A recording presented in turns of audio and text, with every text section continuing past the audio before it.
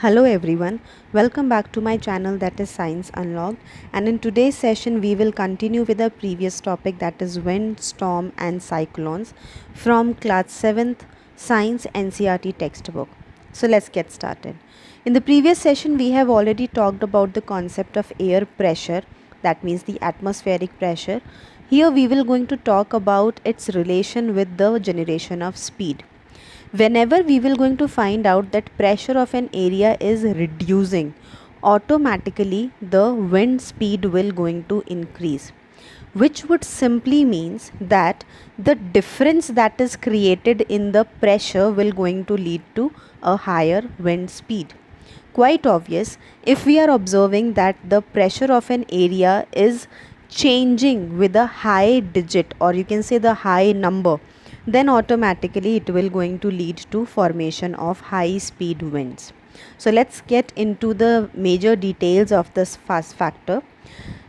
The major aspect that will going to affect the generation of wind speed will going to be with reference to change in the pressure. That means whenever there will going to be a larger difference in the pressure of a particular area, that means the pressure is reduced to a greater extent, automatically there will be high speed generation, and high speed of wind generation will going to be there. On the other hand, we will going to find out that the air movement will going to takes place from higher pressure area to a lower pressure area.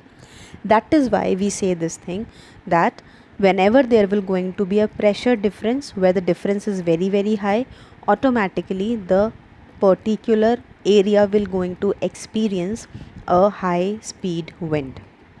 Now, there are certain examples with this factor which is related with the concept of air pressure and atmospheric pressure. So let's get into that. The first thing that we are going to look about is the rubber suckers.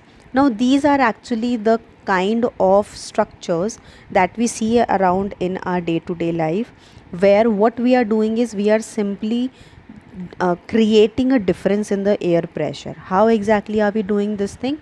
We are going to press the particular surface of the rubber sucker, and automatically there will going to be difference. Why? Because from the lower side the air will going to escape out. So automatically the pressure which is inside this region and the pressure which is above this region will going to vary. On the outer side it will going to be higher pressure, because of which it will going to exert that pressure on the surface of the rubber sucker, and the rubber sucker will going to stick to the surface more and more.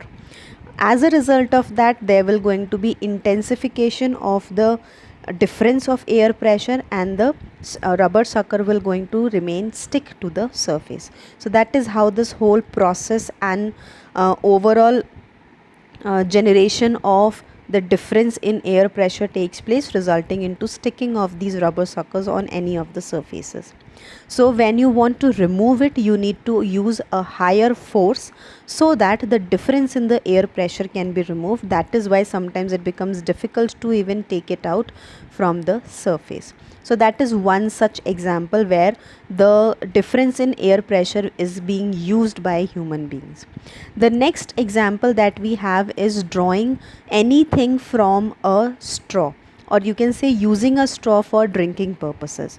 Over here what we are doing is, when we are taking air inside our mouth while we are sucking the liquid inside the straw, inside of the straw, automatically we are creating a difference in the air pressure on the liquid and below the liquid. So automatically there is a difference. This particular area has reduced gradually, so automatically the area the particular pressure from this area will going to increase, which will lead to the movement of this liquid or whichever thing is there inside the container towards our mouth. Automatically over here we are going to use the concept of air pressure.